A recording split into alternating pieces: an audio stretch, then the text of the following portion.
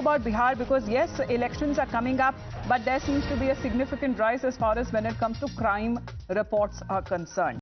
Another day, another firing incident where a youth now has been shot outside his home in Patna. What is being said that they were bike-borne criminals who opened fire, and Sahil, who has been shot, who has been identified as the victim in this case and is said to be in a critical condition where he has been receiving medical treatment. What is being said on part of the police that they recovered 2 empty shells, and the manhunt is now on for the shooters. As how fearless now the criminals are getting, as they have no fear of the law.